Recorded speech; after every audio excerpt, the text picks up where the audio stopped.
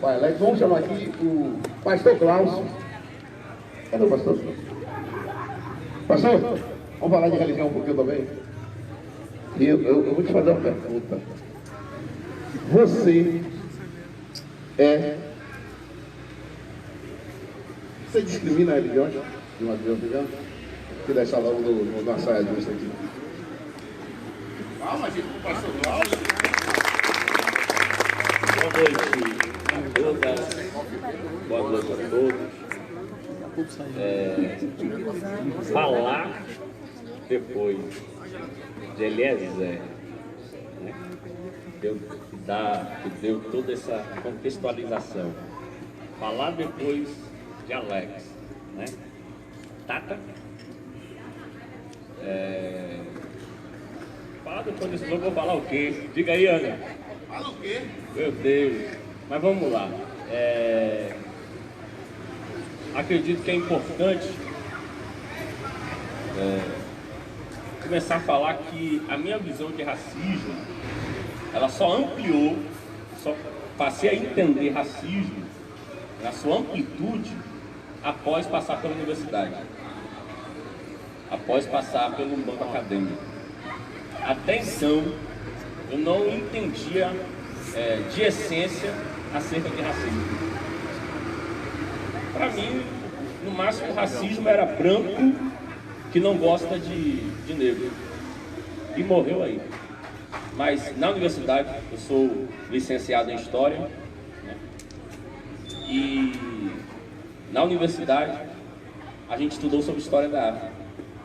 Foi estudando a história da África que eu fui entender de fato o que passa na mente racista. Que nem mesmo às vezes a pessoa que é racista percebe que é racista, exatamente por causa desse contexto, todo histórico e social que ela vive, que foi colocado na sociedade que ela não percebe. Então, eu vou fazer um pequeno recorte aqui na minha fala, porque o racismo ele é muito longo, mas vou fazer um pequeno recorte aqui na minha fala. Agora melhorou. Vou fazer um pequeno recorte aqui na minha fala.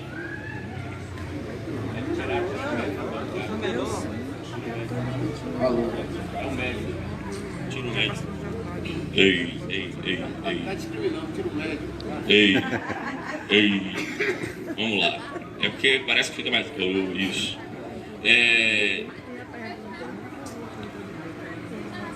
Durante a época da Belle Époque, né? Para quem não sabe, Belle Époque foi o período que a Europa viveu o seu grande clímax, né? As ruas iluminadas, asfaltadas, as casas belíssimas sendo construídas, né? Os grandes centros urbanos sendo construídos. Nesse período, né, nasceu-se uma teoria chamada de darwinismo social, que embora foi puxado de Darwin não foi o fundador dessa teoria, certo? Não tem nada a ver com Darwin. Pegaram apenas a ideia de Darwin, da evolução da espécie, e criaram uma outra teoria chamada de darwinismo social. E o que vem a ser darwinismo social? Ele diz o seguinte: se o homem ele passou por um processo de evolução, há indivíduos que ainda não evoluíram por completo, que está entre aquela etapa do macaco para o ser humano, está ainda no processo evolutivo. E na cabeça deles, brancos, olhos azuis, europeus, quem eram os seres que ainda estavam em processo de evolução? Os africanos. Na cabeça, preste atenção que isso foi uma teoria científica. Fizeram o absurdo de criar uma teoria científica para o racismo. Logo, se o povo africano ainda está em processo de evolução, nós precisamos levar a evolução para eles. Ou precisamos ensinar eles a serem evoluídos. E aí começaram a invadir a África, na invasão da África, com a ideia, a teoria de que eles precisavam receber a evolução europeia. Então tudo o que tinha na África era considerado pré-histórico. Tudo que se tinha na África era considerado atrasado, de homens da caverna. Então as danças, as músicas, as religiões, tudo era considerado período pré-histórico. Daí veio a escravidão, porque se o homem preto está em processo de evolução ainda, não é completamente um ser evoluído, é incrível, inconscientemente ele simplesmente está dizendo assim: vocês ainda são macacos, que não evoluíram. Coincidência ou não, o apelido que mais apelido preto é o quê? Macaco. E a pessoa nem sabe por que às vezes fala isso. Nesse período, eles começam a levar até negros para um zoológico chamado Zoológico Humano e colocar como exposição. Veja, homens da caverna em pleno século XVIII. O século XIX não é a data, né? Aí colocavam os negros da África dentro de uma jaula e os grupos ficavam: uau, homens da caverna ainda existem e tal. Vieram da onde? Vieram da África. Então, o racismo é a ideia de um grupo que se sente superior, porque estou na Europa e outros países evoluídos, ele se sente superior aos africanos, que são seres pré-históricos. Essa é a ideia do racismo. Então, quem é preto é descendente de onde? Dos africanos. Então também não está evoluído por completo. Não tem inteligência completa. Criaram uma ciência até de estudar o crânio, que o crânio do preto era diferente do crânio do branco. Ainda criaram outra teoria, de que de acordo com a sua face, sua orelha, sua boca, seu nariz, você poderia dizer se essa pessoa seria marginal ou não. Teoria ambrosiana. Se você tem um nariz mais achatado, os lábios mais grossos, a orelha maior, você tem probabilidade de ser marginal, mais do que o outro. Oxe, vem, meu amigo. Senta aqui do meu lado. Senta aqui do meu lado, rapaz. Meu amigo geógrafo, que é mais historiador do que geógrafo. Só para ilustrar, se pergunta por que a presença vai estar por preto. Nos cursos de formação da PM hoje, existe uma disciplina de curso de formação e que a teoria do Brasil. Por favor, só para o pessoal ouvir. O pessoal ouvia, velho. Só para ilustrar o que o professor Glaucio falou em relação à teoria lombrosiana, se passa nos jornais e todo dia você vê que há sempre um confronto da PM com o povo preto e esse povo preto é sempre exterminado. Já saber. Boa noite. Repetindo, né? Só para ilustrar o que o professor Glaucio falou, colega, a teoria lombrosiana, né? E isso explica, né, mais especificamente no Rio de Janeiro, né? Por que há tanto confronto Rio de Janeiro, Salvador, São Paulo? Nos cursos de formação da PM, existe uma disciplina que trata da teoria lombrosiana, onde o negro é visto como criminoso em potencial. Certo? Era só para explicar como é que isso funciona na prática, essa teoria, que até hoje ela ainda existe, infelizmente, no estado da Bahia, governado por um partido de esquerda, ele ainda é dado nas academias de polícia. Agora, pensa aí, criaram ciência, segundo eles, ciência racistas. De acordo, Ana, com o meu estereótipo, Lombrosio, né? Ele declarou que, de acordo com a minha fisionomia, eu tinha mais tendência a ser marginal ou não. Que o preto, que tinha o nariz mais afinado, né? Tinha os traços mais brancos. Né? Me permita aí. Venha, não, professor. é só daqui mesmo. Essa fala de Heine só me leva a crer que o sistema de identificação do metrô, perceba que quando ele... Peraí, é bom, professor, o pessoal ouvir. Vai a caixinha aí.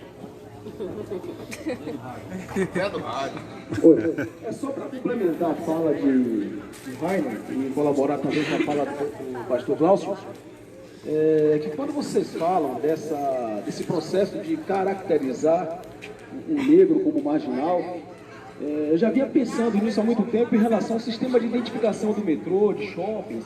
Vocês percebem que é só o negro que é identificado? Vocês percebem? Na semana passada foi um jovem estudante que foi pego na estação de metrô lá da Lapa. Tá? Por quê? Porque as características dele foram confundidas com a característica de algum marginal. E o estudante foi levado para lá, foi humilhado, tá? E quando chegou lá foi constatado que realmente não era ele, mas já tinha passado pelo constrangimento, tá certo? Então, quando você faz essa fala aí, só me leva a crer que características como essas que estão dentro desses sistemas, tá certo? E quem vai sofrer somos nós. Agora, se criou isso lá atrás, Cara de ladrão. se criou isso lá atrás como ciência, diz que essa ciência está ultrapassada, mas a gente vê isso sendo reproduzido dia após dia. Então, todas as vezes que uma classe, que alguém, isso é importante para vocês, jovens, todas as vezes que alguém ou um grupo de pessoas se sente superior a outro alguém e a outro grupo de pessoas, seja pela razão que for, isso é racismo. Isso é racismo. A gente fala do racismo negro, mas há um racismo também que a gente pode, pelo menos para você entender a questão de se achar superior, foi o racismo que aconteceu na Alemanha de Hitler. Quando ele queria montar a raça ariana, que a raça ariana era a raça superior e que seria a mais superior de todas, e por isso teria que eliminar as raças inferiores, entre elas principalmente os judeus, que eram de raça inferior. Foi a mesma coisa que aconteceu da Europa com a África, do povo branco com os negros. Ainda continuam, mesmo no inconsciente, mesmo no subconsciente, mesmo que a pessoa às vezes não perceba, ela continua achando que o negro é inferior. Eu acho fenomenal essa guerra, essa luta que Alex tem. Isso é uma luta porque Alex é revolucionário no tempo dele, né? Porque recentemente, eu não vou falar quem foi, recentemente tinha uma senhora, ela é mãe de santo, sacerdotisa de candomblé, e aí estava com uma dificuldade, eu percebi na rua, corri até ela, ajudei no momento, aí ela foi e falou para a pessoa assim, quem diria um pastor ajudando uma católica? Imagina, sacerdotisa, né, de candomblé, e se identificou como católica. Quem diria um pastor ajudando uma católica? A te dizer, quem diria um pastor ajudando alguém de matriz africana se identificar? E essa guerra que Alex traz, e algumas pessoas já disseram, mas Alex, já falaram para mim, Alex tá viajando, nunca vai conseguir isso. Eu falei, vai, porque tá vindo uma nova geração aí. Essa guerra de se submeter a uma religião, de que o candomblé tem que se submeter a uma religião majoritária, isso foi para um período histórico, um período que precisava de sobrevivência. Hoje a gente entende que a intolerância religiosa está baseada no racismo religioso. Volto a dizer, quando se fala em África, quando se fala em preto, a gente discrimina. Então, já que Jorge Ireca me provocou como pastor, eu acabei falando um pouco como historiador, que sou, né? Só vou deixar algo que para muitos pode impactar ou não. Mas a nossa visão, para quem é católico, para quem é evangélico, para quem é cristão, a nossa visão que nós temos de Jesus Cristo é uma visão europeia. É uma visão europeia. A Bíblia foi escrita no Oriente Médio. O Oriente Médio é chamado pelos historiadores, pelos pesquisadores, de uma região afroasiática, porque ela está exatamente entre a Ásia e a África, e mais na África, e a cultura e o modo de pensar africano. Tanto que você pega os ensinos de Jesus ensinava através de contação de história, que a gente chama de parábola, que é exatamente o que os griots africanos fazem, ensinando, contando história. É um estilo griot de ensinar que Jesus tem, né? Que a gente encontra na Bíblia, mas a gente foi ensinado a pensar de forma europeia. E se você, qualquer um hoje aqui, vou terminar minha fala assim, qualquer um hoje aqui que tem internet no celular, pegar o seu celular e colocar assim, jaspe e sardônia. Por quê? Porque João lá em Apocalipse viu Jesus, ele vê Jesus e disse assim, e ele parecia uma pedra de jaspe e sardônia. Ele disse que Jesus parecia uma pedra de jaspe sardônica. Pronto. Ele deu a característica de Jesus. Vai para o Google e procura o que é pedra de jaspe sardônica. Pedra negra. É uma pedra negra. Então, agradeço, Reca, pela oportunidade. Ana. Espera aí, qual é o microfone aí? Todo mundo quer saber sua pergunta, né? Daqui a pouco eu vou chegar ao operador. Assim, eu sou de religião de matriz africana. Estamos aqui os quatro representando o colegiado de matriz africana de São Francisco do Conde. E assim, a gente de matriz africana sofre muito racismo religioso, porque a maioria é negro e toca seus atabaques, e esses atabaques, quando são tocados, eles são incomodam, tipo assim, vizinho, tudo. Nós temos um direito, porque é a cultura da nossa religião. Só que a religião evangélica, ela também incomoda, que tem alguns que não respeitam os horários dos vizinhos, como eu tenho uma vizinha lá, que 5 horas da manhã, ela liga, eu estou até para fazer uma queixa, ela liga às 5 horas da manhã, um som na porta da rua, e acha que palavras, mas não dessa forma, né, impondo. E também na religião evangélica, tem muitos negros, e a gente não vê essa perseguição, esse racismo. O senhor acha que a religião evangélica, ela não sofre também um racismo religioso tão pesado quanto a de matriz africana? E também não ficou bem claro a sua resposta de direta. O senhor discrimina a religião de matriz africana? Tanto não discrimino, que tive o privilégio de, junto com a minha secretária, Luciana Araújo, né, na Unilab, também da UANA, né, de receber uma medalha de reconhecimento ao trabalho que a gente tem procurado de fazer. Eu estava lá, foi feito toda a cerimônia que é feita, né? Eu estive presente do começo ao fim.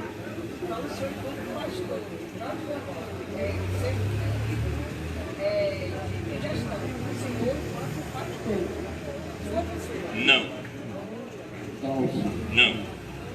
Mas tem outra pergunta que você fez. Ah, sim. Não, também não. Preconceito e o racismo religioso está amplamente 95% voltado ao povo de religião e matriz africana. Nós temos perseguição, sim. Nós temos preconceito, sim. Evangélico tem preconceito, sim. Mas, falando de racismo religioso, volto a dizer, o racismo religioso está voltado ao que é de África. Entende? Porque o que vem de África não presta. Então, sofremos preconceito, mas não racismo religioso. O evangélico sofre preconceito, mas não racismo religioso. E por que eu digo preconceito? Porque existem pessoas, claro que não são vocês, existem pessoas que lutam para ser respeitado quando andam a caráter. Qual é o nome disso? A conta, as roupas. Mas essas mesmas pessoas, às vezes quando passam por uma evangélica de saião, de blusão, para que isso? Para que isso? Eu vou pegar uma fala aqui, não tenho permissão de falar, mas vou pegar uma fala da minha colega Yasmin Xavier, né, que ela tinha um evangélico trabalhando para ela, um pedreiro, e ele ia de calça e blusa comprida. E ela começou a falar, você não sente calor nos negócios? Não, todo dia você vem de calça comprida e blusa. Aí ela mesmo parou e pensou, vem cá, por que é que o que o outro usa me incomoda tanto? Se quem está usando é o outro. É o outro que está usando, a roupa é do outro, a conta é do outro, a blusa de manga comprida é do outro, o terno e gravata em pleno sol quente é do outro. E por que me incomoda? Se é o outro que está usando. Então, respondendo, preconceito nós temos, mas acredito que racismo religioso não. Tem um racismo sim, porque racismo está em todas as esferas, mas religioso não. Até porque infelizmente, talvez, nós ainda, a igreja evangélica saiu do protestantismo de Martinho Lutero. E o que Lutero fez foi uma reforma, chamado de reforma protestante. Como na verdade ele deveria fazer uma reconstrução e não uma reforma. Deveria derrubar tudo e construir novamente. Então, a igreja evangélica, querendo ou não, acaba pegando algumas coisas do catolicismo, entre elas a visão europeia de mundo, a visão embranquecida de mundo. Tá certo?